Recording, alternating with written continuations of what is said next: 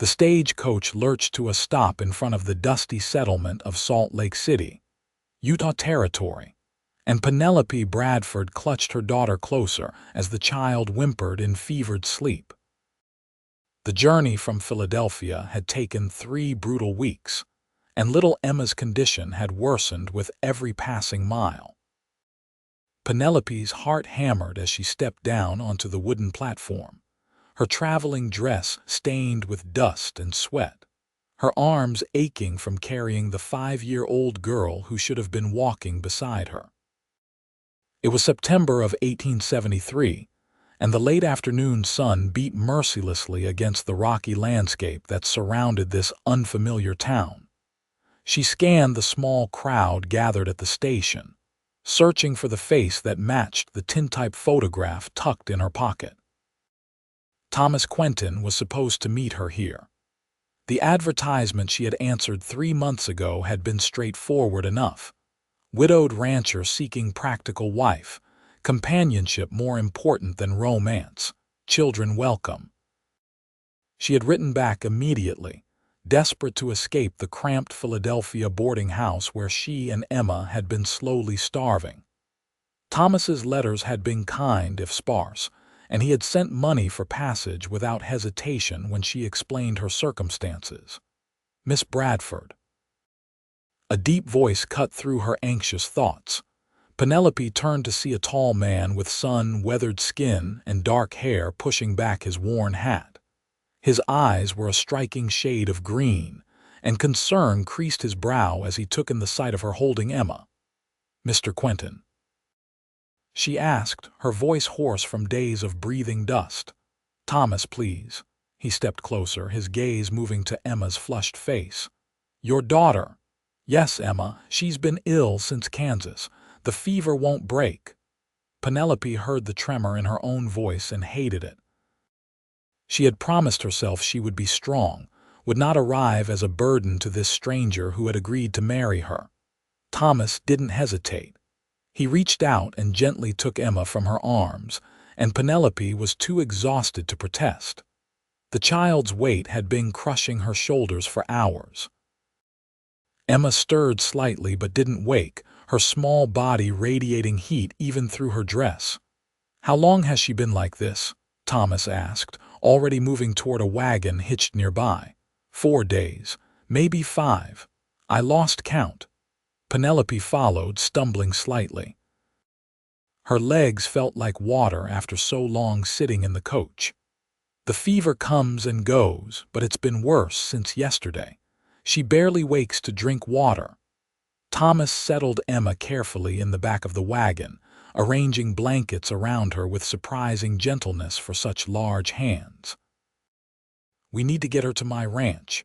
I have some medicine there, and my neighbor knows healing better than any doctor in this territory." "I'm sorry," Penelope whispered as Thomas helped her onto the wagon seat.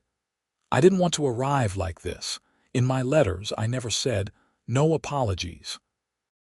Thomas climbed up beside her and took the reins. "You're here now, and we'll heal her together. That's what matters." Those simple words, spoken with such certainty, broke something loose in Penelope's chest.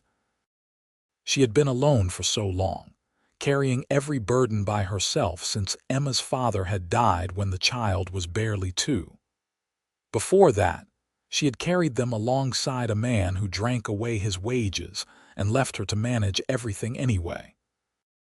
Hearing someone say, "We instead of you," felt like cool water on burned skin. The wagon rolled out of town, and Penelope watched the landscape change from scattered buildings to open range. Mountains rose in the distance, their peaks still holding snow despite the warm weather. The land here was so different from Philadelphia, so vast and empty. It should have frightened her, but instead she felt something loosen in her chest. Room to breathe, space to start over. "Tell me about her symptoms," Thomas said, keeping his eyes on the road. "Everything you've noticed." Penelope gathered her thoughts, trying to be precise. "It started as a cough. I thought it was just from the dust, but then the fever came. She's hot to the touch and she's been complaining her throat hurts. She can barely eat.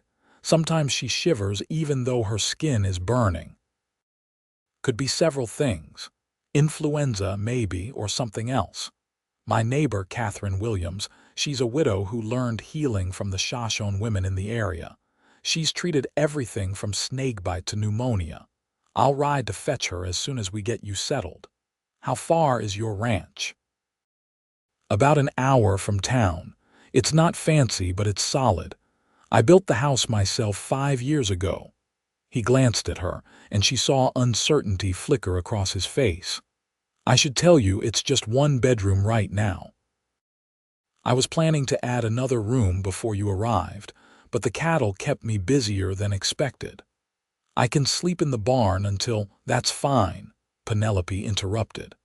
She was too tired to care about propriety, and besides, they were supposed to be getting married.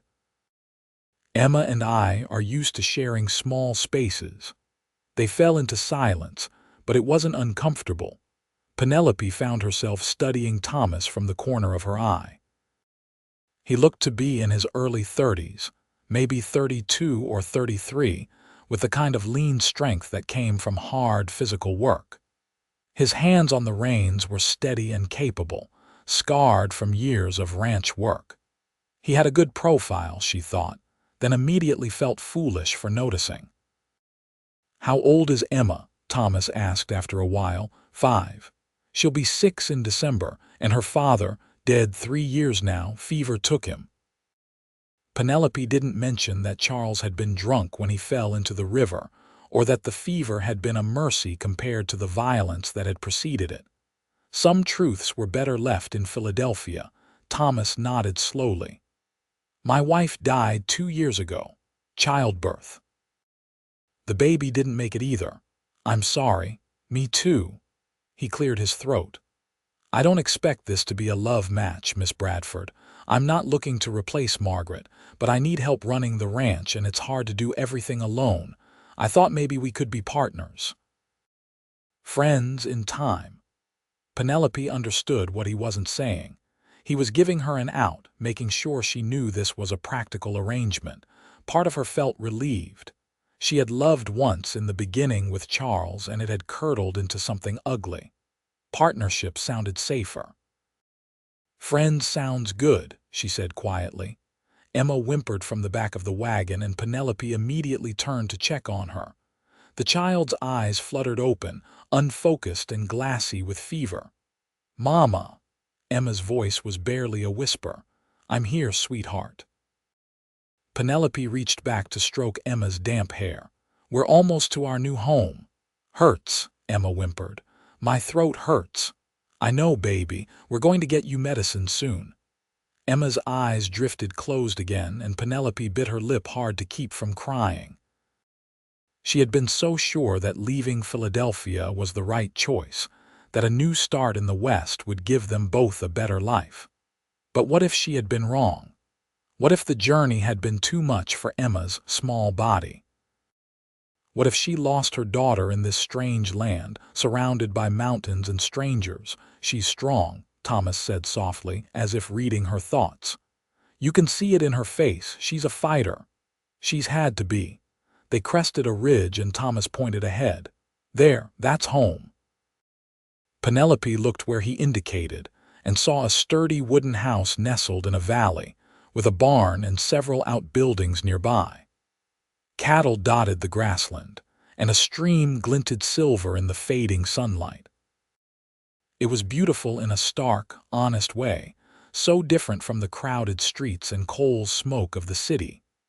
Thomas drove the wagon right up to the house and jumped down, reaching for Emma before Penelope could move. Get the door, he said, and she hurried ahead to push open the front door. The interior was neat and spare, with a large main room that served as kitchen and living area and a single door that must lead to the bedroom. Thomas carried Emma straight through, and Penelope followed. The bedroom was simply furnished with a large bed, a dresser, and a washstand. Thomas laid Emma on the bed with surprising care, and Penelope immediately began removing the child's dusty traveling dress. I'll get water and cloths, Thomas said. We need to try to bring the fever down. Then I'll ride for Catherine." He disappeared, and Penelope worked quickly to strip Emma down to her thin cotton shift. The child's skin was frighteningly hot, and her breathing was shallow. Penelope's hands shook as she smoothed the blankets over her daughter. Thomas returned with a basin of cool water and several clean cloths. "From the well," he said. "It's cold." Together, they began sponging Emma's face and arms, trying to draw out the heat. The child moaned but didn't fully wake. Penelope found herself grateful for Thomas's steady presence. He didn't panic or fuss, just methodically helped her cool Emma's burning skin. "I'll go now," Thomas said after several minutes. "Catherine's place is about 30 minutes' ride. I'll be back as soon as I can." "Thank you," Penelope said, meeting his eyes. "I know you didn't expect this when you invited me here." "Life doesn't wait for our expectations," Thomas replied. He reached out and briefly squeezed her shoulder, a gesture of comfort that made Penelope's throat tight. Then he was gone, and she heard the sound of horse hooves pounding away from the house. Penelope settled into a chair beside the bed and took Emma's small hand in hers. "We made it, sweetheart," she whispered. "We're in our new home, and Mr. Quentin is going to help us. Everything's going to be all right." She wished she believed her own words. The minutes dragged by. Penelope continued to bathe Emma's face and neck with cool water, talking softly to her daughter about the house, about the beautiful land outside, about anything that came to mind. Sometimes Emma's eyelids would flutter, but she didn't truly wake. The light outside dimmed as the sun set, and Penelope lit the lamp on the bedside table with matches she found in a drawer. The warm glow filled the room, making it feel almost cozy despite her fear. Finally, she heard horses outside. Penelope rushed to the front room just as Thomas entered, followed by a woman who looked to be in her late 40s, with graying brown hair pulled back in a practical bun and sharp, intelligent eyes. "This is Catherine Williams," Thomas said. "Catherine, this is Penelope Bradford and her daughter Emma." "Take me to the child," Catherine said without preamble, setting down the leather bag she carried. Penelope led her to the bedroom, and Catherine immediately moved to Emma's side. She placed a hand on the child's forehead, then pulled down the blanket to examine her. She opened Emma's mouth to look at her throat, felt along her neck, and listened to her breathing. "How long has she had the fever?" Catherine asked. 4 or 5 days. "And the throat pain?" "Since yesterday, I think. Maybe the day before." Catherine nodded slowly, then opened her bag and began pulling out various items: dried herbs, small bottles, clean bandages. "It's an infection of the throat. I've seen it before. The fever is the body trying to fight it, but it's too strong. She needs medicine to help, and she needs fluids. Lots of fluids." "Will she be all right?" Penelope heard the desperation in her own voice and didn't care. Catherine met her eyes, and Penelope saw kindness there along with brutal honesty. "I don't know. She's very sick and she's young. But I've seen children recover from worse. We're going to do everything we can."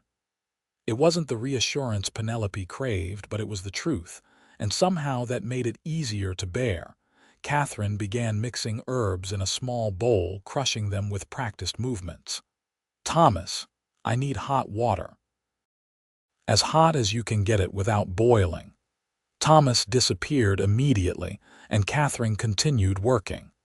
"I'm going to make a strong tea with these herbs. It will help fight the infection and bring down the fever. We need to get as much into her as possible, even if it's just a spoonful at a time." "What can I do?" Penelope asked. "Sit with her. Talk to her.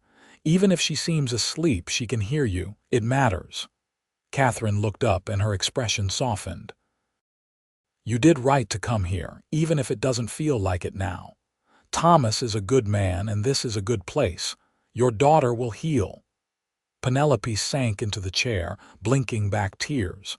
She wasn't used to kindness from strangers. Thomas returned with hot water, and Catherine steeped the herbs, creating a dark, pungent tea. When it had cooled enough, she gently lifted Emma's head and began coaxing small sips past the child's lips. Most of it dribbled down Emma's chin at first, but Catherine persisted with patient determination. "That's good," Catherine murmured. "Just a little more, sweetheart. That's a brave girl." They worked for what felt like hours. Catherine administered the medicine, while Penelope kept Emma cool with the wet cloths, and Thomas fetched whatever was needed. More water, more wood for the stove, more blankets when Emma began to shiver despite her fever. They fell into a rhythm, the three of them working together with a single purpose. Somewhere around midnight, Catherine sat back and rubbed her eyes. "That's all we can do for now. The medicine needs time to work. We should see a change by morning, one way or another." "I'll stay with her," Penelope said immediately. "We'll both stay," Thomas corrected. He looked at Catherine. "Will you stay as well? I can make up the sofa for you." Catherine shook her head. "I need to get back to check on my own animals, but I'll return first thing in the morning. If anything changes in the night, if she gets worse, send for me immediately. Don't wait." "I will," Thomas promised. After Catherine left, Thomas brought in Penelope's trunk from the wagon and set it in the corner of the bedroom.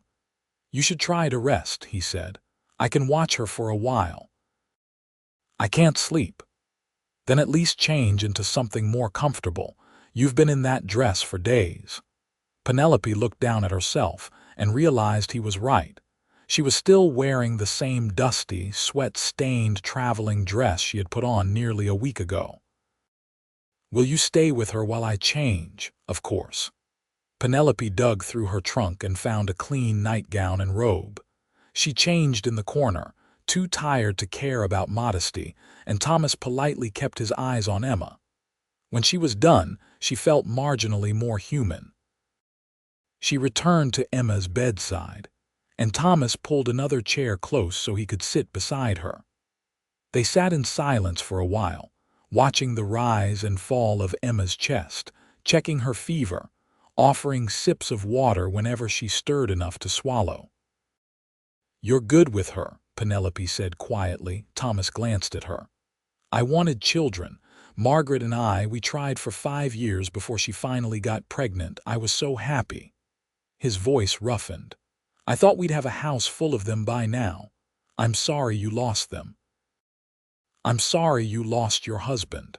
Penelope hesitated, then decided on honesty. "Charles wasn't a good man. He drank and he had a temper. I was relieved when he died, and then I felt guilty for being relieved.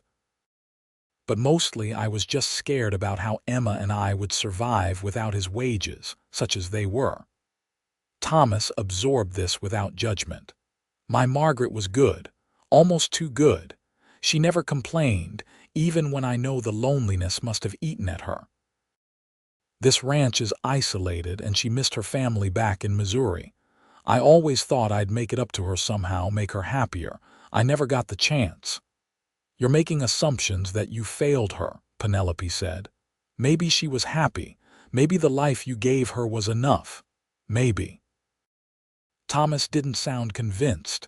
Emma stirred, and both of them leaned forward. Her eyes opened clearer than they had been earlier. "Mama," her voice was still weak but more present. "I'm here, baby." Penelope took her hand. "How do you feel? Thirsty?"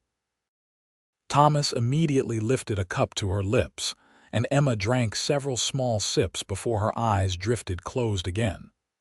But this time, her breathing seemed easier, and when Penelope touched her forehead, the heat seemed slightly less intense. "The medicine is working," Thomas said, relief evident in his voice. "Thank God." Penelope felt tears stream down her face, and she didn't bother to wipe them away. "Thank God." Thomas reached over and took her hand, squeezing gently. His palm was warm and calloused against hers, and Penelope held on tight, grateful beyond words for this stranger who had taken them in without hesitation. They stayed like that for a while, hands linked, watching Emma sleep. Penelope felt something shift inside her, something she hadn't expected. This wasn't the cold arrangement she had anticipated. Thomas wasn't just offering her shelter and respectability. He was offering genuine partnership, real care. He had said they would heal Emma together, and he had meant it. "You should rest," Thomas said eventually. "Lie down on the bed next to her. I'll keep watch." "What about you?" "I've gone nights without sleep before. I'm fine." Penelope was too exhausted to argue. She stretched out on the bed beside Emma, curling her body protectively around her daughter. The mattress was soft, the blankets clean and comfortable. Within minutes she felt herself drifting. "Thank you," she murmured. "You're welcome," Thomas replied. "Sleep now, I've got her." And somehow, impossibly, Penelope believed him. She woke to sunlight streaming through the window and the smell of coffee. For a moment, Penelope was disoriented, unsure where she was. Then everything came rushing back. The journey, Emma's illness, Thomas and Catherine working through the night. Emma. Penelope sat up quickly and looked at her daughter. Emma was still sleeping, but her face looked more peaceful, less flushed. Penelope touched her forehead and felt tears of relief spring to her eyes. The fever had broken. Emma's skin was still warm, but it was normal warmth, not the terrifying heat of the night before. She looked around and saw Thomas standing in the doorway, holding a cup of coffee. "The fever broke about an hour ago," he said quietly. "I didn't want to wake you." "Why didn't you wake me?" Penelope asked, but she wasn't angry. She felt too grateful for that. "You needed rest, and I wanted to be sure it wasn't just a temporary improvement." He came closer and offered her the coffee. "Catherine just arrived. She's in the kitchen. She says Emma is through the worst of it." Penelope took the coffee with shaking hands and sipped it. It was strong and hot, exactly what she needed. "She's really going to be all right. Catherine seems to think so. She wants to see Emma again when she wakes, but she's confident the infection is breaking." Penelope closed her eyes and let the relief wash over her. They had made it. Emma was going to recover. "Thank you," she said, opening her eyes to meet Thomas's gaze. "You saved her life." "Catherine saved her life. I just helped." "You rode out in the night to fetch her. You stayed up watching over her. You treated her like she was your own." Penelope's voice broke. "That's not nothing." Thomas looked uncomfortable with the praise. "I told you we would heal her together. I meant it." Before Penelope could respond, Emma stirred and opened her eyes. This time they were clear and focused, no fever glaze clouding them. "Mama." Emma's voice was hoarse but stronger than before. "I'm here, sweetheart." Penelope set down the coffee and gathered Emma close. "How do you feel?" "Tired. And my throat still hurts." "I know, baby. But you're getting better." Penelope kissed her forehead. "We're in our new home, remember? In Utah territory." Emma looked around the unfamiliar room, then her gaze landed on Thomas.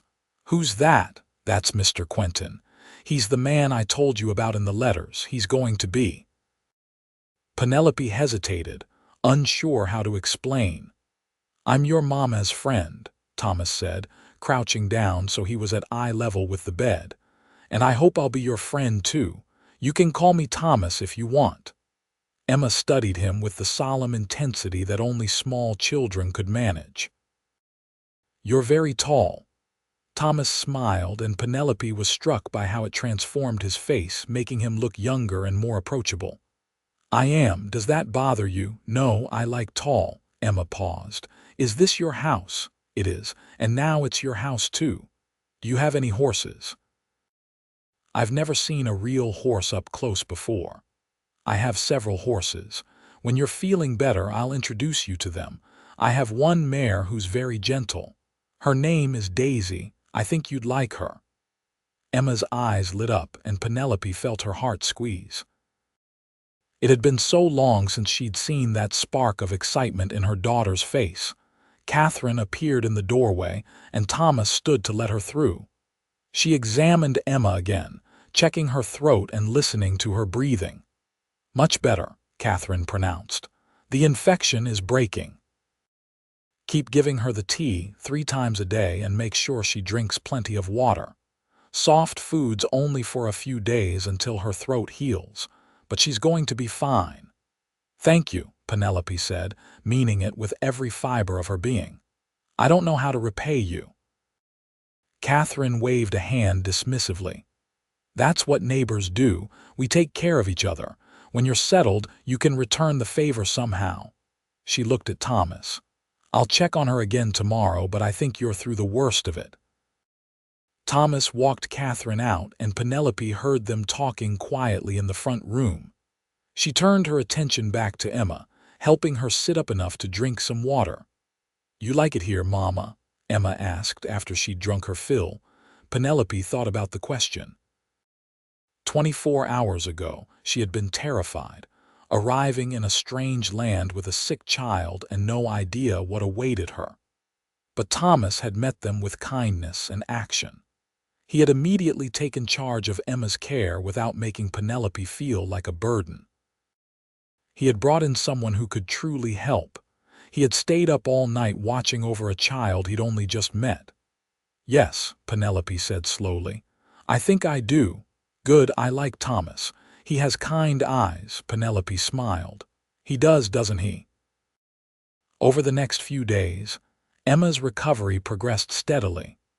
Her fever stayed down, and though her throat remained sore, she was able to eat soft foods and her appetite slowly returned. Penelope spent most of her time in the bedroom with Emma, but as her daughter grew stronger, Penelope began to venture out and explore the house. Thomas had been sleeping in the barn, despite Penelope's protests. She had offered to take the floor in the main room, but he had refused, saying she needed real rest after the ordeal of the journey. During the day, he worked the ranch, checking on his cattle and horses, mending fences, and doing the countless other tasks that kept the place running. But he always made time to visit Emma, bringing her little gifts: a smooth stone from the stream, wildflowers from the meadow, a carved wooden horse he'd made one evening after Emma asked about the animals. Penelope watched these interactions with growing warmth. Thomas was patient and gentle with Emma, answering her endless questions and telling her stories about the ranch and the land. He never seemed annoyed or impatient, even when Emma asked him to repeat something 3 times or interrupted him mid-task. On the 4th day after their arrival, Emma felt well enough to sit at the table for breakfast. Thomas made flapjacks, and Penelope was impressed by how competently he moved around the kitchen. "You're a good cook," she commented, watching him flip the cakes with practiced ease. "I've had 2 years to learn. Margaret tried to teach me before she died, but I'm afraid I wasn't a very attentive student. I learned better once I had no choice." He slid a plate in front of Emma, who immediately dug in with enthusiasm. "These are good," Emma declared through a mouthful of food. "Don't talk with your mouth full," Penelope corrected gently, but she was smiling. It was so good to see Emma acting like a normal 5-year-old again. After breakfast, Thomas cleared the dishes while Penelope helped Emma wash up and dress. When they returned to the main room, Thomas was waiting by the door. "I thought maybe Emma would like to see the horses now," he said, "if she's feeling up to it." Emma's face lit up. "Yes, please, Mama." Penelope looked at Thomas. "Are you sure? You must have work to do." "Nothing that can't wait. Come on." They walked slowly to the barn, adjusting their pace to Emma's still weak legs. The day was beautiful, clear and warm, with a light breeze that carried the scent of sage and grass. Penelope breathed deeply, feeling something unclench inside her. Philadelphia had always smelled like coal smoke and garbage. This was so much better. The barn was clean and well organized, with several horses in stalls. Thomas led them to one near the end, where a pretty chestnut mare stood munching hay. "This is Daisy," Thomas said. He opened the stall door and led the mare out into the aisle. Hold out your hand flat like this and let her smell you. Emma cautiously extended her hand, and Daisy lowered her head to investigate, her soft nose snuffling against the small palm. Emma giggled, delighted. She's so soft. Want to pet her? Thomas guided Emma's hand to Daisy's neck, showing her how to stroke with the direction of the hair. Gentle like that. Penelope watched her daughter beam with joy, and she felt tears prick her eyes. This was why she had come west. Not just for survival, but for the chance at a real life, with space and beauty and possibility. She looked at Thomas, who was patiently explaining to Emma about how to care for horses, and felt something warm unfold in her chest. He caught her looking and smiled, and Penelope smiled back. Over the following weeks, a routine developed. Emma continued to heal, gaining strength daily. Catherine visited regularly, as much for socializing as for medical checks, and Penelope came to appreciate the older woman's straightforward friendship. Thomas worked the ranch, and Penelope took over the household tasks: cooking, cleaning, laundry, and the garden that Margaret had planted years ago, but Thomas had struggled to maintain. They worked well together, Penelope discovered. Thomas was quiet but not cold, and he seemed to appreciate her practical approach to problems. She didn't fuss or demand attention, and in turn, he made sure she and Emma had everything they needed. It was a comfortable partnership, built on mutual respect and shared responsibility. But there was one unspoken issue hanging between them. They still hadn't discussed the marriage itself. Penelope was living in Thomas's house, sleeping in his bed while he slept in the barn, but they hadn't visited a preacher or made any official arrangements. She wasn't sure if he was waiting for Emma to fully recover, or if he had changed his mind about the whole arrangement. The uncertainty gnawed at her, but she didn't know how to bring it up. Emma had no such reservations. One evening at dinner, about 3 weeks after their arrival, she looked up from her plate and asked, "Thomas, are you going to marry my mama?" Penelope choked on her water, and Thomas froze with his fork halfway to his mouth. "Emma," Penelope managed, mortified. "What?" "You said we came here so you could marry him, but you haven't. How come?" Thomas set down his fork and looked at Penelope. "That's a good question. How come we haven't?" Penelope felt her face flame. "I didn't want to push. Emma was so sick, and I thought you might need time, or maybe you changed your mind about the whole thing." "I haven't changed my mind," Thomas interrupted. "Have you?" "No, but I didn't want to assume." Thomas's mouth quirked. "Penelope, you've been here 3 weeks. You've taken over running my household, which desperately needed it. You make the best bread I've ever eaten. You've fixed the curtains and organized my disaster of a pantry. Emma has brought more life to this house than it's seen in 2 years. Why would I change my mind? I don't know. I just thought maybe." "Maybe what?" "Maybe when you actually met me, when you saw that I came with so much trouble, you'd regret your offer." The words came out in a rush, and Penelope realized she'd been holding them in for weeks. Thomas stood and came around the table, crouching down beside her chair so they were at eye level. "Listen to me. You are not trouble. Emma is not trouble. What happened when you arrived, that was just life being difficult. You handled it with more courage than I've seen in most people. You're exactly the kind of partner I was hoping for." "Oh," Penelope's voice came out very small. "So I'll ask you properly. Penelope Bradford, will you marry me?" Emma clapped her hands together, bouncing in her seat. "Say yes, Mama." Penelope looked at Thomas's earnest face, at the kindness in his green eyes, and felt her heart make a decision her head had been struggling with for weeks. This wasn't the romance she dreamed of as a girl, but it was something better, real, solid, and built on genuine respect. "Yes," she said. "Yes, I'll marry you."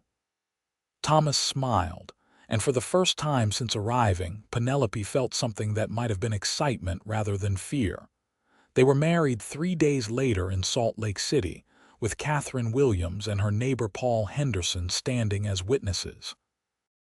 Emma wore her best dress, the one Penelope had been saving for the wedding, and Penelope wore a simple blue dress that Catherine had helped her alter to fit better. Thomas wore clean trousers and a white shirt, his hair neatly combed, and Penelope thought he looked quite handsome. The ceremony was brief and practical, conducted by a preacher who asked no questions about their brief acquaintance. When Thomas slipped a simple gold band on her finger, Penelope felt the weight of it like a promise. They were partners now, officially and legally. She wasn't alone anymore. After the ceremony, Catherine insisted on hosting a small celebration dinner at her house. Her place was larger than Thomas's, with a big kitchen and a dining room that could actually fit more than 3 people comfortably. She had cooked a feast: roasted chicken, potatoes, fresh bread, vegetables from her garden, and a cake for dessert. "This is too much," Penelope protested, but she was deeply touched. "Nonsense.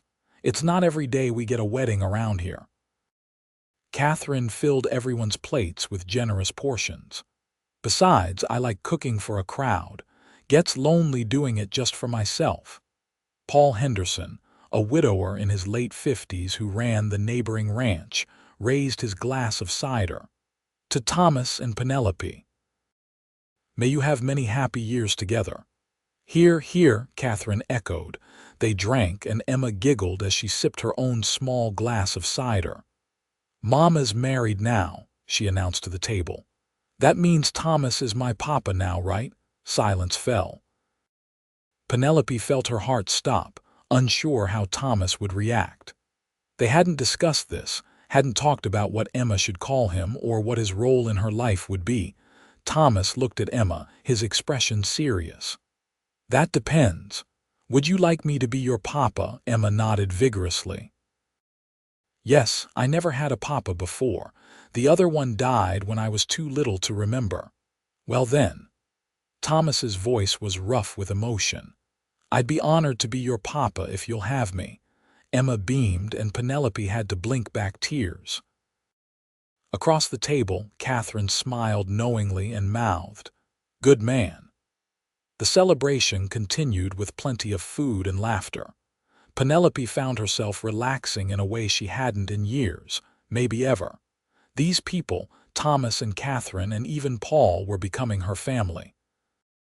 This strange, harsh land was becoming home.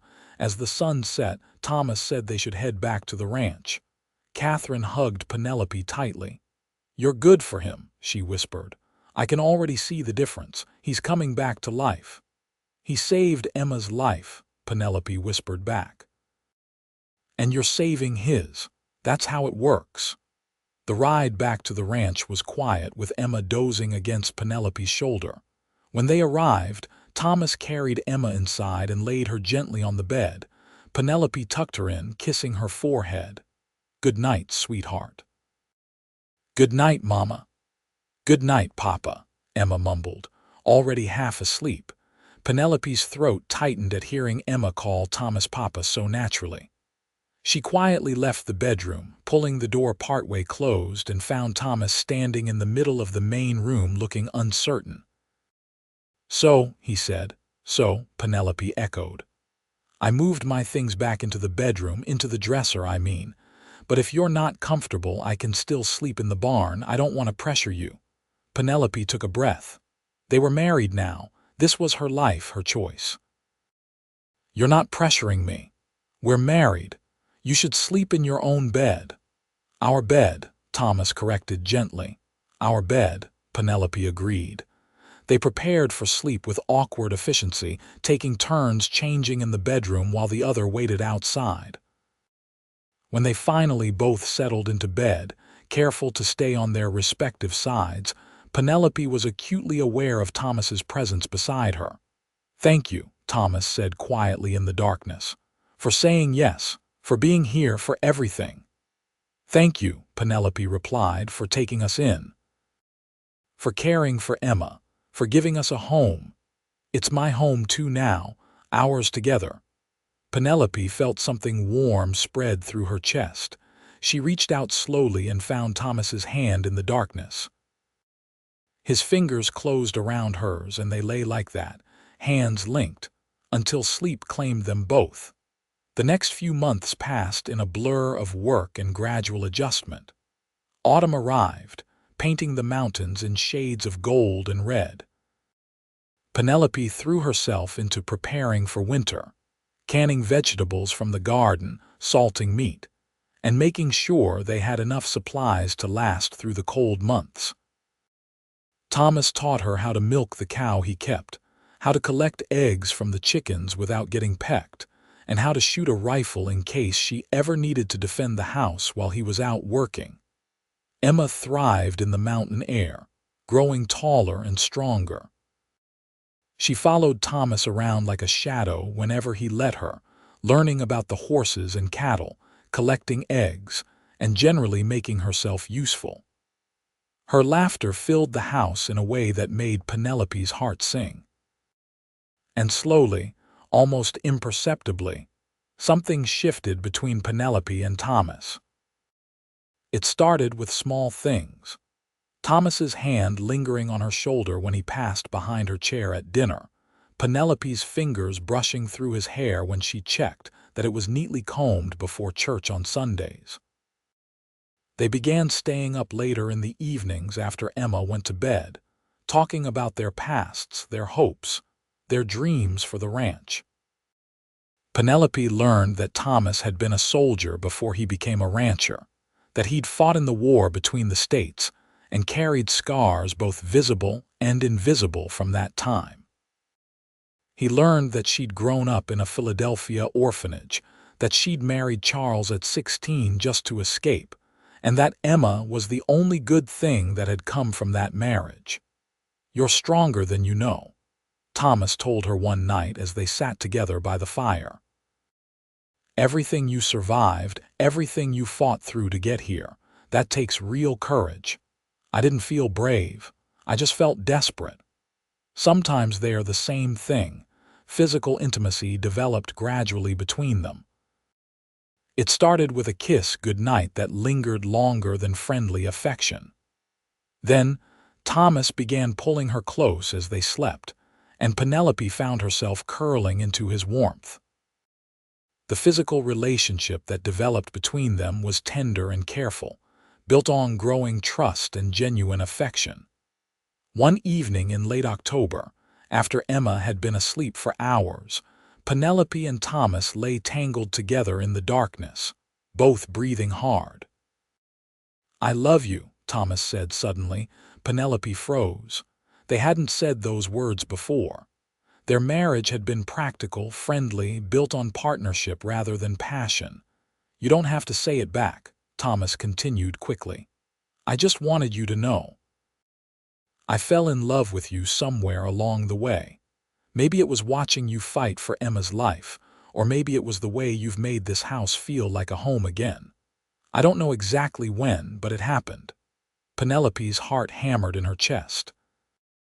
She thought about the past months, about how she'd come to look forward to Thomas's return at the end of each day, how she'd started noticing little things about him. The way his eyes crinkled when he smiled at Emma, the gentleness of his hands when he treated an injured animal, the sound of his voice reading aloud in the evenings. "I love you too," she whispered, and realized it was true. She had fallen in love with her husband without even noticing it happening. "I didn't expect to. I thought we'd be friends, partners, but somewhere along the way it became more." Thomas pulled her closer and kissed her deeply. "I'm glad," he murmured against her lips. "I'm so glad." They made love again, slower this time with more tenderness and less uncertainty. Afterward, Penelope lay with her head on Thomas's chest, listening to his heartbeat, and felt completely at peace for the first time in her life.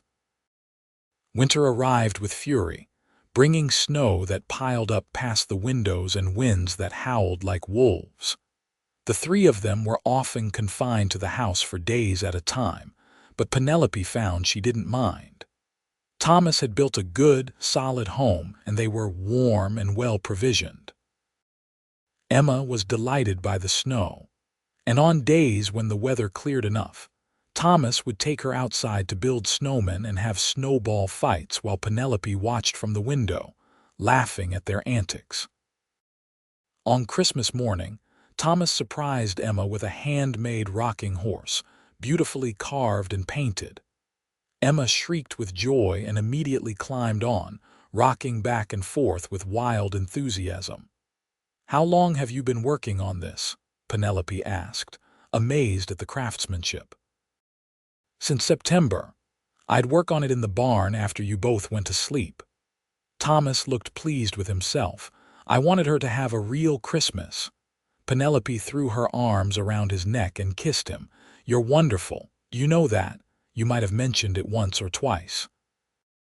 They spent the day in comfortable domesticity, eating too much, playing games, reading stories aloud. In the evening, after Emma had finally exhausted herself and fallen asleep, Thomas gave Penelope her gift, a beautiful shawl he'd bought in town, soft wool dyed deep blue. "I noticed you getting cold in the mornings," he said as she wrapped it around her shoulders, "and I thought the blue would match your eyes. It's perfect." Penelope kissed him. "I have something for you too." She retrieved a package from her hiding place in the pantry and handed it to him. Inside were 2 shirts she'd sewn from fabric Catherine had helped her buy in secret, along with a knitted scarf in dark green. "I know they're not much," she said nervously, "but your old shirts were getting so worn, they're perfect," Thomas interrupted, pulling her close. "Everything about this, about you, about our life together. It's all perfect." And Penelope, who had never imagined she could be this happy, had to agree. Spring arrived eventually, melting the snow and turning the valley green. With the better weather came more work, calving season, fence repairs, plowing the garden. But it also brought something else. Penelope realized she was pregnant. She had suspected for a few weeks but hadn't been sure.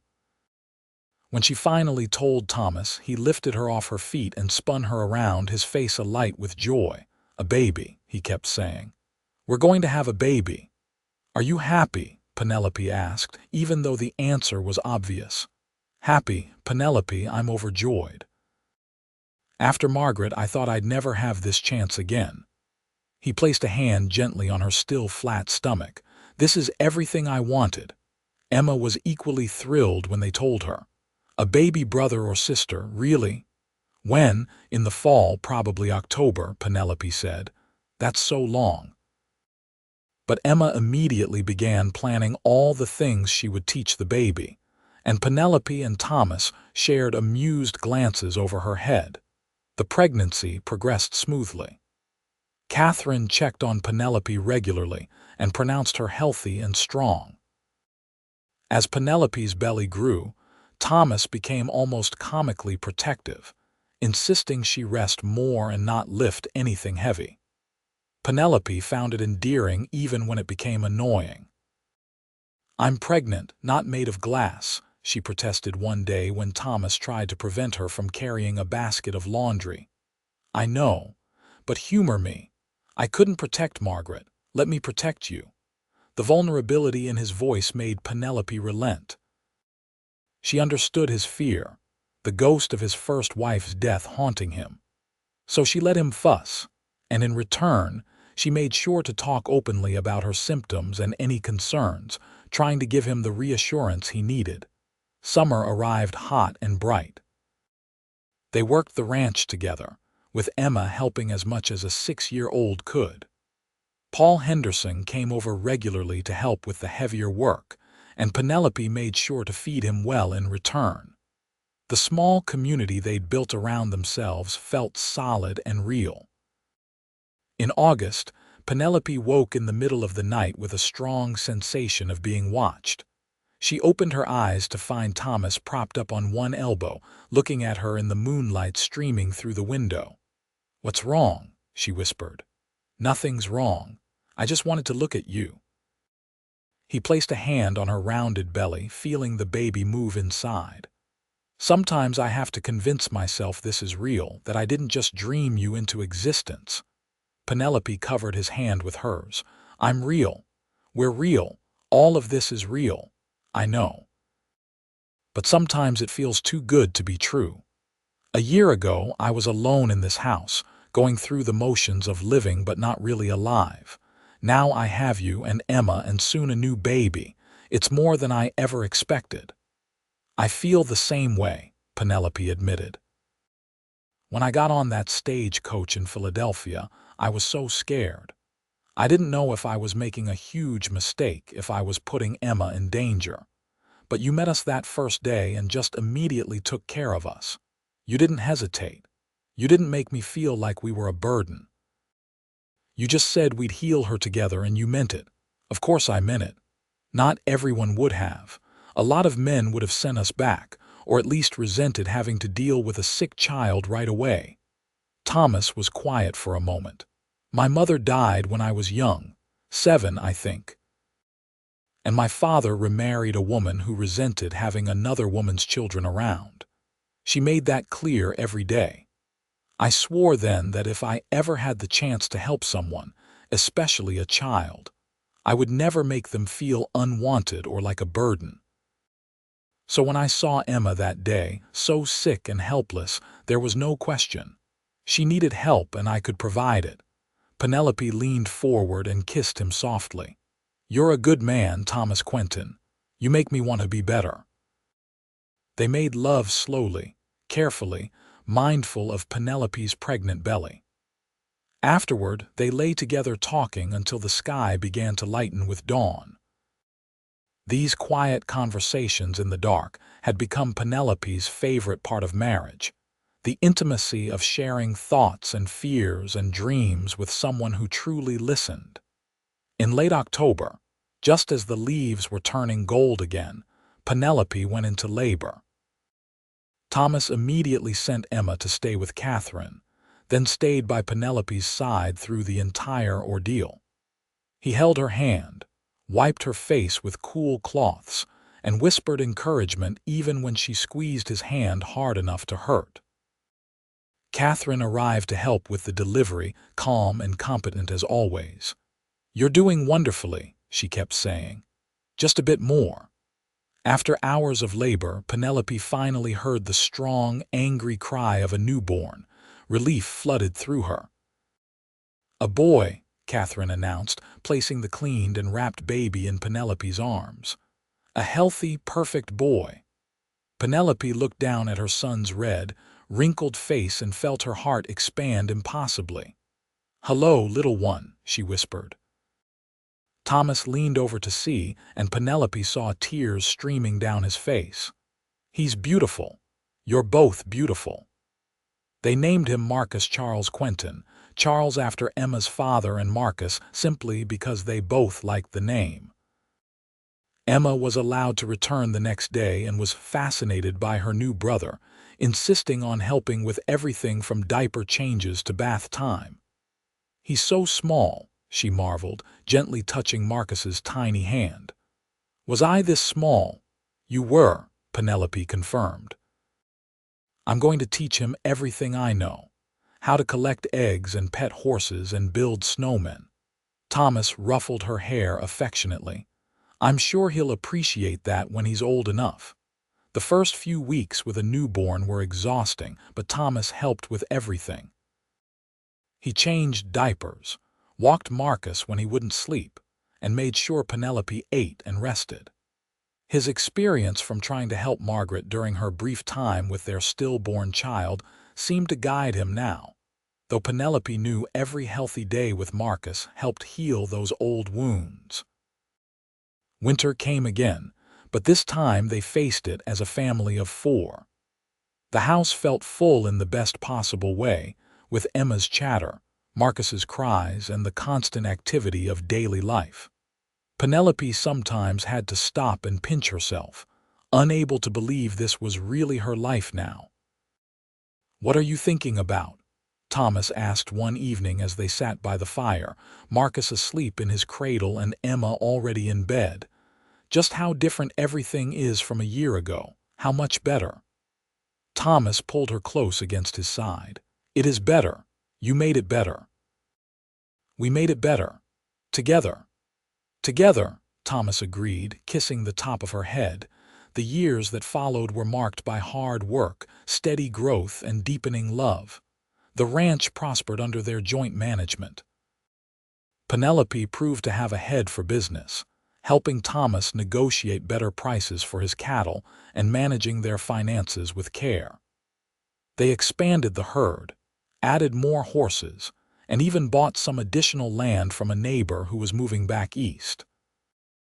Emma grew into a capable, confident girl who could ride as well as any adult and wasn't afraid of hard work. She adored her little brother Marcus and appointed herself his protector and teacher. When Marcus was 2, Penelope gave birth to another child, a daughter they named Sarah Margaret Quentin after Thomas's mother and his first wife. Thomas had tears in his eyes when Penelope suggested the name. "Are you sure?" he asked. "Margaret wasn't your wife." "I don't want you to feel she was your wife, and she deserved better than she got. This way her name lives on. It feels right." Sarah proved to be a calm, easy baby, so different from Marcus's colicky infancy that Penelope and Thomas joked they'd gotten lucky. Emma and Marcus both doted on their little sister, fighting over who got to hold her or make her laugh. The community around them continued to grow. Catherine remained a close friend and frequent visitor, and Paul Henderson became like an uncle to the children. More families moved into the area, and Salt Lake City expanded from a small settlement into a real town. The railroad came through, bringing easier access to markets and supplies. Through it all, Penelope and Thomas's relationship continued to deepen. They fought sometimes, as all couples did, usually about money or how to handle discipline with the children. But they had learned to talk through their disagreements, to listen to each other's perspectives, and to compromise when needed.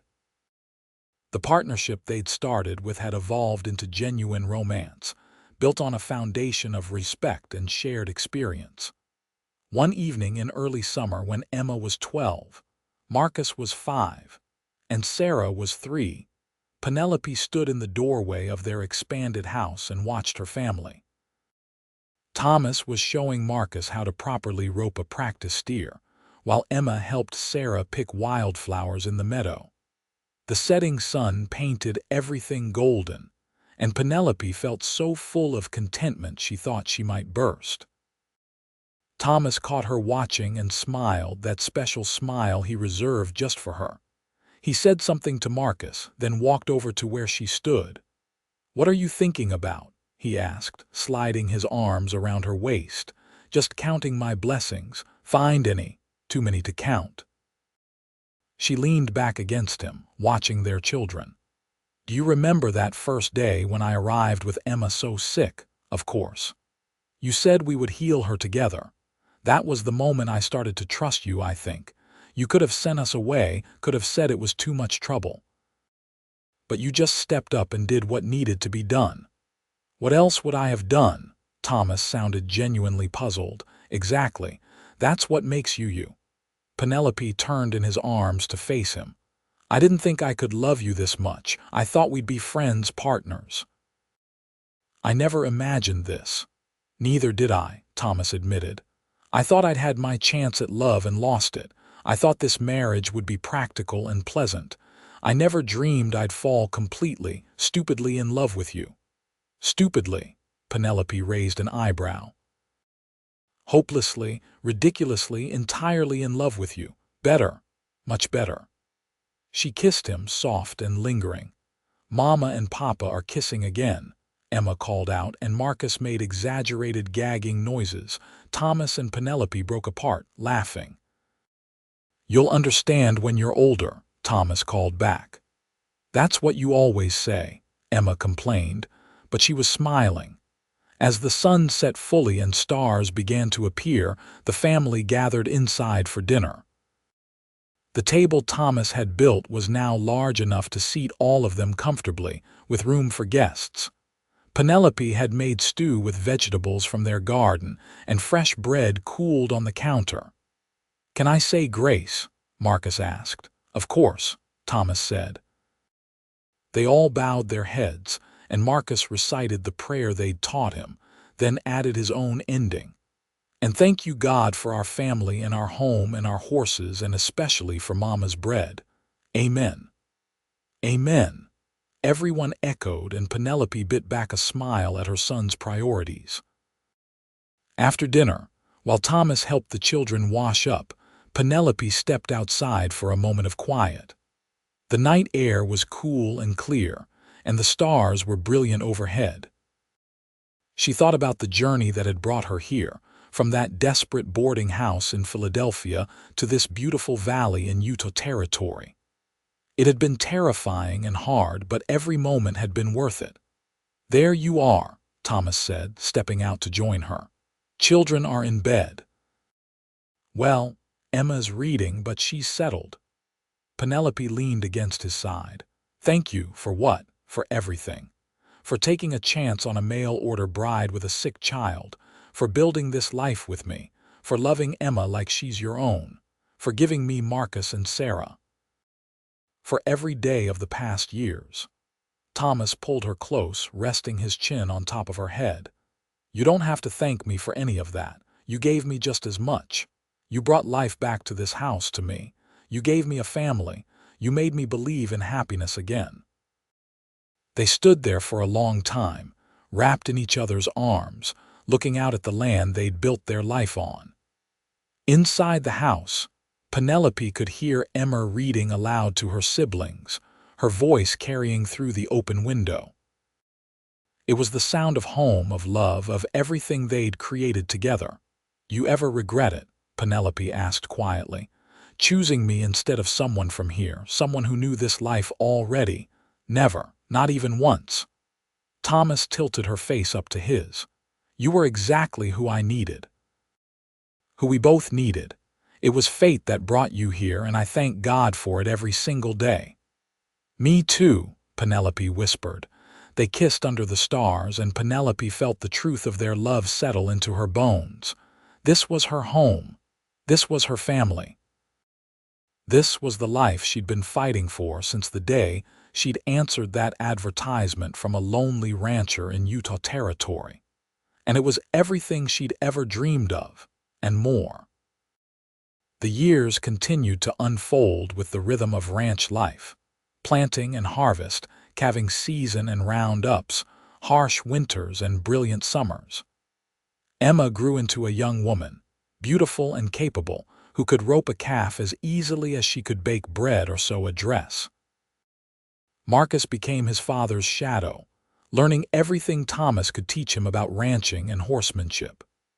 Sarah, sweet and gentle, had her mother's head for numbers and loved helping Penelope with the ranch accounts. When Emma was 18, she married a young rancher from a neighboring property, a good man named Daniel Porter who treated her with respect and kindness. The wedding was held at the Quentin Ranch, with half the territory attending. Penelope cried through the entire ceremony, though they were happy tears. Thomas held her hand and whispered, "We raised her well. She'll be happy." And Emma was happy. Within a year, she gave Penelope and Thomas their first grandchild, a robust boy named William. Penelope held her grandson and marveled at the passage of time, at how the sick 5-year-old who'd arrived in Utah Territory had grown into this capable mother. "Thank you, Mama," Emma whispered as she took William back, "for everything you sacrificed to bring me here, for giving me this life." "You never have to thank me for that," Penelope said, but she understood the need to say it anyway. Marcus, at 16, was already taller than his father and showed every sign of becoming an excellent rancher. He talked constantly about the improvements he wanted to make, the breeding program he wanted to start, the additional land he thought they should buy.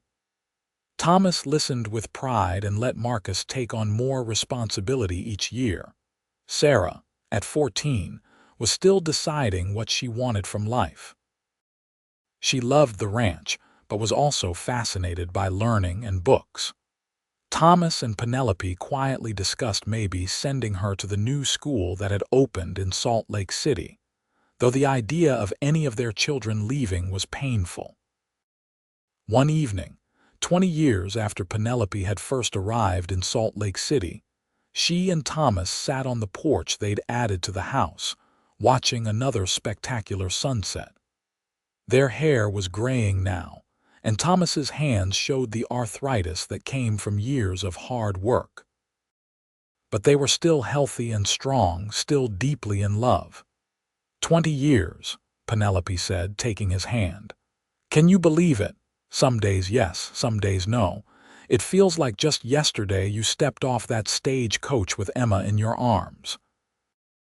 But then I look at everything we've built, and it feels like a lifetime. Several lifetimes worth of happiness, Penelope agreed. Catherine Williams had passed away 2 years earlier, and they both still felt her absence. Paul Henderson had followed 6 months later, and the loss of their 2 closest friends had reminded them how precious time was. You think about her sometimes, Penelope asked. Margaret, Thomas was quiet for a moment. Sometimes, not as much as I used to.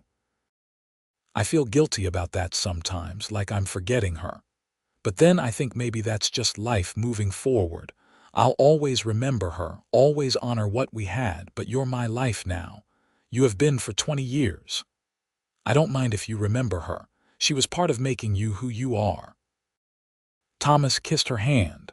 How did I get so lucky? We both got lucky. Against all odds, a desperate widow from Philadelphia and a lonely rancher in Utah Territory found each other and built something beautiful. That we did.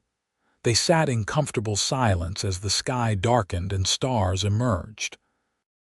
Inside the house, Marcus was helping Sarah with her mathematics homework, their voices carrying through the open windows. This was the sound of their life: family, love, home. I want to tell you something, Thomas said eventually, something I've never said properly. What's that? That day you arrived, when I saw you standing there with Emma so sick in your arms, you looked so fierce, so determined, like you'd fight heaven and earth to keep your daughter safe. And I thought to myself, that's a strong woman. That's someone worth knowing. I fell in love with you that day, I think, even though I didn't recognize it at the time. Penelope felt tears sting her eyes. You fell in love with me when I was covered in dust and sweat, terrified and desperate. I fell in love with your strength, with your love for Emma, with the courage it took to cross a continent with a sick child because you believed there had to be something better out there. Thomas cupped her face gently. And I've fallen more in love with you every day since. I love you too, Penelope whispered. So much. You saved us, you know. In every way a person can be saved. You gave us a home and a family and a life worth living. We saved each other, Thomas corrected. I was just existing before you arrived. You made me live again. They kissed as they had 1,000 times before, but it still sent warmth flooding through Penelope's chest. 20 years, and she still felt giddy when he touched her. That was the real miracle of their marriage. Not that it had started as a practical arrangement, but that it had grown into something so deep and true. Marcus emerged from the house. I'm heading to bed. Early morning tomorrow for that fence repair. Good night, son, Thomas called. Night, Papa. Night, Mama. Sarah followed soon after, hugging them both. I love you. We love you too, sweetheart, Penelope said. When they were alone again, Thomas stood and offered Penelope his hand. Come to bed, always. They walked inside together, through the house they'd built and maintained over 20 years. Emma's childhood drawings still hung in the kitchen, alongside Marcus's first attempt at carving and a sampler Sarah had stitched. The home was filled with memories, with love, with proof of the life they'd created. In their bedroom, they prepared for sleep with the ease of long practice. When they finally settled under the blankets, Thomas pulled Penelope close against his side, her head resting on his shoulder. "This is my favorite part of the day," he murmured. "Just this, holding you while we fall asleep. Mine too." Penelope closed her eyes and let herself drift, feeling utterly safe and loved. The journey that had started with so much fear and uncertainty had led her here. To this bed, this man, this life. She thought about that first day, how Thomas had looked at her sick daughter and said without hesitation, "We will heal her together." He had kept that promise and so many others besides. They had healed Emma together. They had built a ranch together, raised children together, loved each other through good times and hard times. They had created a family, a legacy, a love that would outlast them both. As sleep claimed her, Penelope smiled. She had found her home, her partner, her happily ever after, and it was everything she'd ever hoped for and more. 5 more years passed in the rhythm they'd established, seasons turning, children growing, grandchildren arriving. Emma and Daniel had 3 children now, and they were talking about a 4th. Marcus, at 21, had married a sweet girl named Lucy from town, and they were expecting their first child. Sarah had surprised everyone by wanting to become a teacher, and she was attending the normal school in Salt Lake City, coming home for holidays and summer breaks. Thomas and Penelope were firmly in their 50s now, older but still active. They had turned over most of the day-to-day ranch operations to Marcus, though Thomas still helped with the heavy work and Penelope still managed the household and finances. They had hired a few ranch hands to help with the growing operation, and the Quentin Ranch was now one of the most successful in the territory. On a beautiful spring morning, Penelope was working in her garden when she heard a commotion from the road. She looked up to see a wagon approaching, and as it got closer, she realized it was Emma with all 3 children.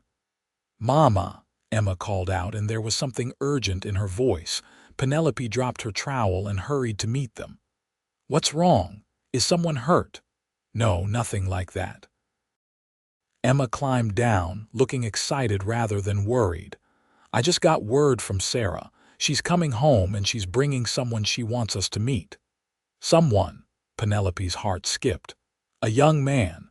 That's what her letter says. His name is Robert Miller and he's a teacher at the school.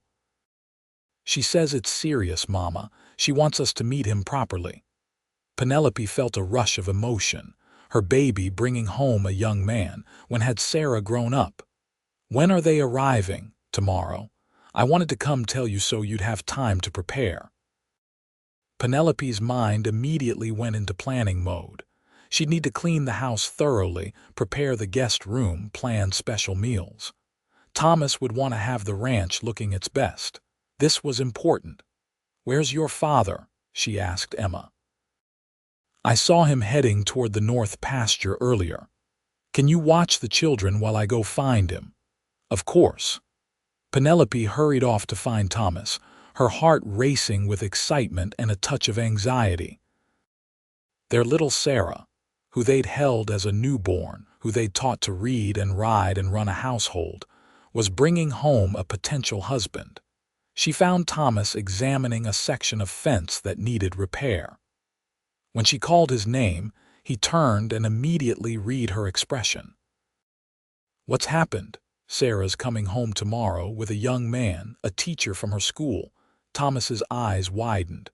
"A suitor, it sounds like it." Thomas removed his hat and ran a hand through his graying hair. "Our Sarah. I knew this would happen eventually, but I thought we had more time." "She's 20. That's older than I was when I married Charles, older than you were when you married Margaret. It's time.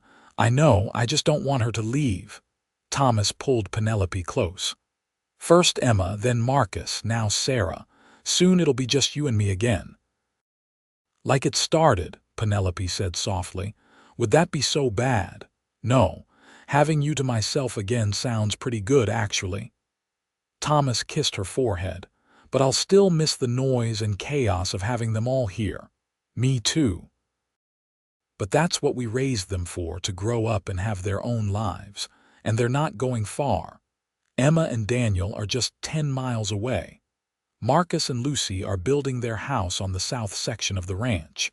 Sarah will probably stay in the area too. You're right, as always. Thomas sighed. I suppose I should clean up the barn and make sure the horses look presentable. Can't have this Robert fellow thinking the Quentins run a shabby operation. Penelope smiled. I'm sure everything will be fine, and if Sarah loves him, then we'll love him too. They spent the rest of the day preparing. Penelope cleaned the house until it sparkled, made up the guest room with fresh linens, and started preparing a special dinner. Thomas and Marcus cleaned the barn and made sure the ranch looked its absolute best. Emma came back in the evening to help with cooking, and by the time they finally went to bed, everything was ready. The next afternoon, a wagon appeared on the road and Penelope's heart leaped. That would be Sarah. She smoothed down her dress and called for Thomas, who emerged from the barn looking slightly nervous. Sarah jumped down from the wagon, looking radiant. At 20, she was beautiful, with Penelope's dark hair and Thomas's green eyes. Behind her, a young man climbed down, tall and lean with kind eyes and a somewhat nervous smile. Mama, Papa. Sarah ran to them and hugged them both tightly. Then she stepped back and took the young man's hand. This is Robert Miller. Robert, these are my parents, Penelope and Thomas Quentin. Robert stepped forward and offered his hand to Thomas. Mr. Quentin, it's an honor to meet you. Sarah has told me so much about you both. Good things, I hope, Thomas said, shaking his hand firmly while assessing him with a father's critical eye. Wonderful things, Robert assured him. He turned to Penelope. Mrs. Quentin, thank you for welcoming me to your home. Of course, Penelope said warmly, already liking him. He had an honest face and treated Sarah with obvious respect and affection. Please come inside, you must be tired from the journey. They all moved into the house, and Penelope served coffee and fresh cake while they talked. Robert was from Ohio originally, had come west to teach after finishing his education, and was passionate about bringing quality schooling to frontier communities. He spoke intelligently and listened well, and Penelope saw how Sarah lit up whenever he looked at her. After a while, Thomas suggested showing Robert the ranch, which Penelope recognized as his way of having a private conversation with the young man. Sarah started to object, but Penelope caught her eye and shook her head slightly. Let the men talk. When they were alone, Sarah turned to her mother with anxious eyes. What do you think? I think he seems like a good man, but what matters is what you think. Do you love him? Yes, very much. Sarah's face glowed. He's everything I want in a husband, Mama. He's kind and intelligent, and he respects my opinions. He wants me to keep teaching even after we're married. He says there's no reason a woman can't be both a wife and a teacher. That's very progressive of him. I know Papa might not like the idea of me continuing to work, but it's important to me. I love teaching. Penelope thought about her own journey, how she'd fought for a better life for herself and Emma. Then you should keep teaching. The world is changing, Sarah. Women are doing more, being more. Your father will understand. He wants you to be happy. What if he says no? He won't. He might bluster a bit, but he'll come around. He always does. They talked for another hour about Robert, about Sarah's plans for the future, about everything and nothing. Eventually, Thomas and Robert returned, both looking satisfied. Well, Sarah asked anxiously. Thomas pulled her into a hug. He's a good man, sweetheart. If he makes you happy, then you have my blessing. Sarah squealed and hugged him back. Really? You're not upset? Upset? My daughter found a good man who treats her well and shares her values. I'm proud. Thomas released her and looked at Robert. Take care of her, that's all I ask. I will, sir, I promise. Over dinner that evening, they made plans. Sarah and Robert wanted to marry in the summer, giving them time to prepare properly. They would live in Salt Lake City during the school year, but spend summers at the ranch.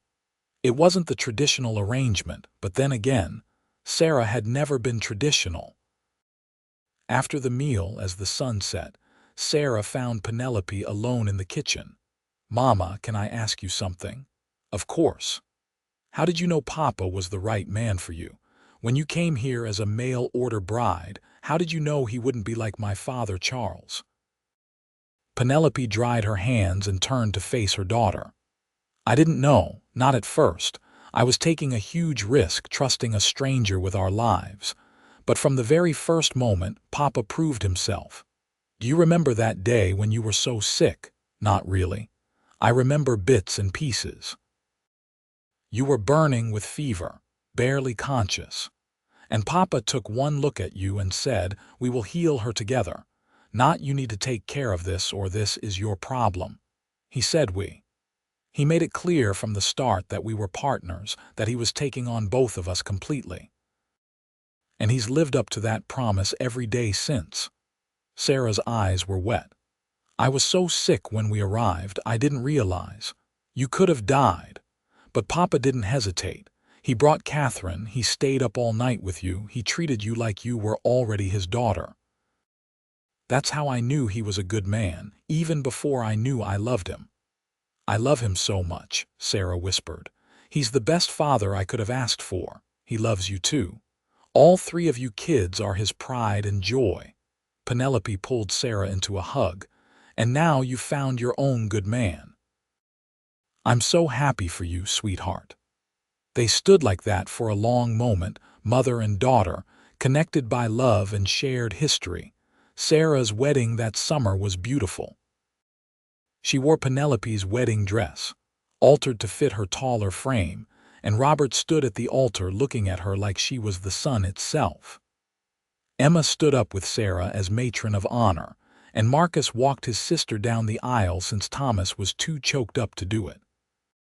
The reception was held at the ranch, with tables set up under the trees and food enough to feed half the territory. Marcus's wife, Lucy, was heavily pregnant and glowing. Emma's children ran wild with their cousins, and Penelope looked around at her expanded family with fierce joy. "Happy?" Thomas asked, appearing at her side with 2 glasses of punch. Beyond words.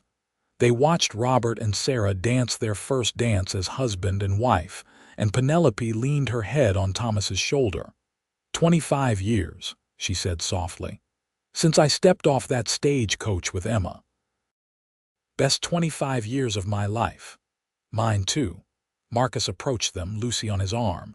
"Mama, Papa, we have some news." "The baby," Penelope guessed. Lucy nodded, beaming.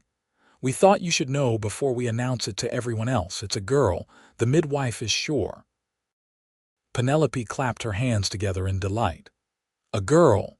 Oh, I'm so happy. What will you name her?" Marcus and Lucy exchanged a look. "We were hoping to name her Penelope after you, Mama. Penelope Catherine after you and Catherine Williams." Penelope felt tears spring to her eyes. "Oh, you don't have to, we want to," Lucy insisted. "You've been so good to me since Marcus and I married. You've treated me like a daughter. We want to honor you." Thomas squeezed Penelope's hand as she struggled to compose herself. "We'd be honored," he said when she couldn't speak. "Thank you." The celebration continued late into the night. By the time the last guests had departed, and Sarah and Robert had left for their wedding trip to Denver, Penelope was exhausted but happy. She and Thomas walked slowly back to their house, which felt very quiet now with all the children grown and gone. "Well," Thomas said, closing the door behind them. Here we are," Penelope echoed. "Just us again." Thomas pulled her into his arms. "I've been looking forward to this, actually. Don't get me wrong, I love our children and grandchildren. But having you to myself again, without anyone interrupting us or needing something, sounds pretty wonderful." Penelope smiled and kissed him.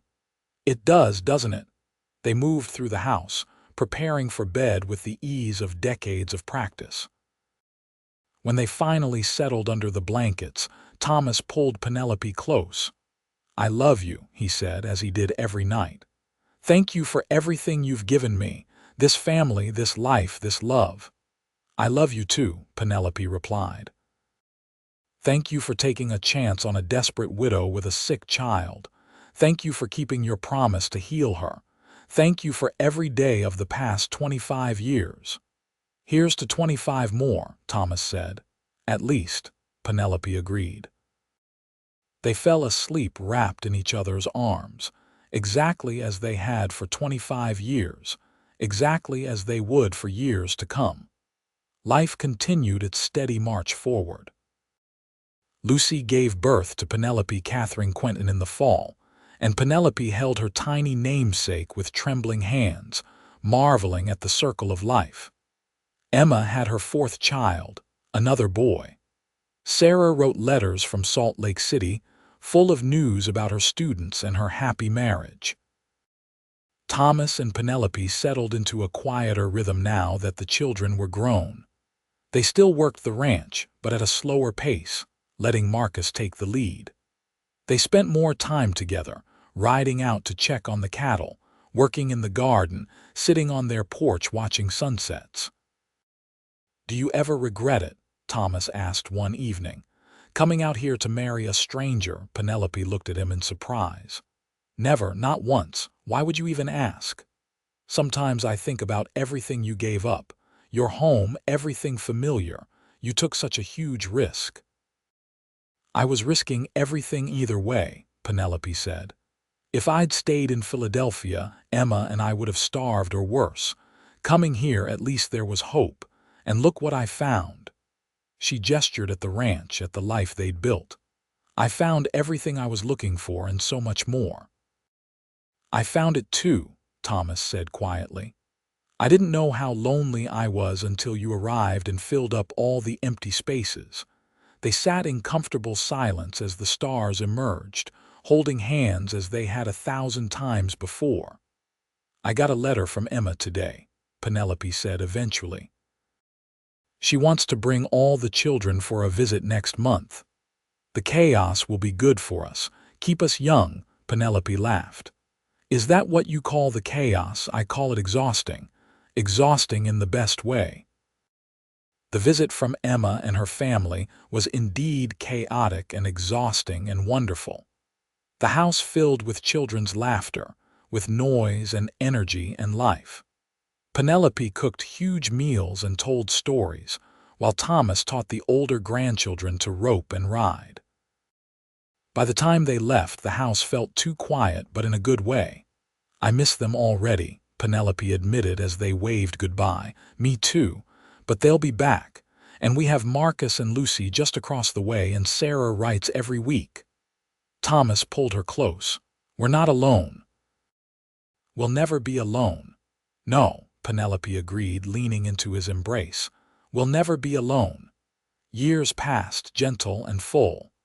They celebrated anniversaries and birthdays, welcomed more grandchildren, and watched their family tree grow and branch. Emma's children grew up and married. Marcus and Lucy had 2 more children, both boys. Sarah had 3 daughters in quick succession, all of them inheriting her love of books and learning. Thomas and Penelope moved into their 60s, then their early 70s. Their hair went fully gray, their movements slower, but their love remained strong and true. They handed over the ranch officially to Marcus, who ran it with the same care and dedication his father had shown.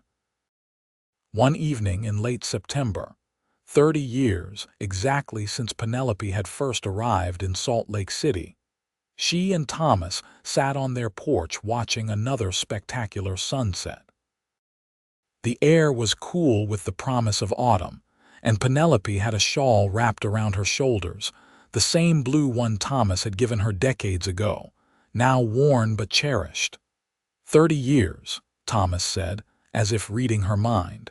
3 decades since you stepped off that stagecoach. Best decision I ever made, Penelope said. "Answering your advertisement changed my life completely. Changed mine too." Thomas took her hand, his thumb rubbing across the gold band she'd worn for 30 years. "I love you, Penelope Quentin, more than I can ever properly express." "I love you too. You're my everything, Thomas. My partner, my best friend, the love of my life." They sat in perfect peace as the sun sank below the mountains, painting the sky in shades of gold and pink and purple. Inside the house, they could hear Marcus and Lucy getting dinner ready, their youngest son helping set the table. Tomorrow, Emma would arrive with her whole family for a celebration to mark 30 years since Penelope and Emma had come to Utah Territory. Sarah was coming too, bringing Robert and their 3 girls. "We did good," Thomas said softly. "Look at everything we built, the family, the ranch, the life we created together." "We did," Penelope agreed. "We took a chance on each other, and it turned into something beautiful." The sun disappeared completely, and stars began to appear in the darkening sky. Thomas stood and offered Penelope his hand. "Come to bed, always," Penelope said, as she had said thousands of times before. They walked inside together, through the house full of memories and love, and prepared for bed with the ease of 3 decades of marriage. When they finally settled under the blankets, Thomas pulled Penelope close against his side, her head resting on his shoulder, his arms wrapped around her. "Thank you," Thomas whispered, "for everything." "Thank you," Penelope replied, "for keeping your promise, for healing Emma with me, for giving me this life." "We healed her together," Thomas said, echoing those first words he'd spoken to her 3 decades ago. "Just like I promised. And we built this whole life together." "Together," Penelope agreed, feeling completely, utterly content. They fell asleep wrapped in each other's arms, surrounded by the evidence of their love. Children and grandchildren, a thriving ranch, and 30 years of partnership and devotion. Tomorrow would bring celebration and family and joy, but tonight was just for them, the 2 people who had taken a leap of faith on each other and created something beautiful. The mail-order bride who had arrived with a sick child and the lonely cowboy who had said, "We will heal her together," had kept that promise and built a love that would echo through generations. And as they drifted into sleep, both of them wore smiles, grateful for every moment of the life they'd created together, grateful for the courage to take a chance on love when it appeared in the most unexpected form. Their story was complete, a love born from necessity, strengthened by partnership, and deepened by decades of devotion. It was everything a love story should be, with a beginning marked by faith, a middle filled with growth and family, and an ending where they lay peacefully in each other's arms, knowing they had lived and loved well. The stars shone over the Utah Territory, watching over the Quentin Ranch, where a mail-order bride and a cowboy had found their happily ever after together.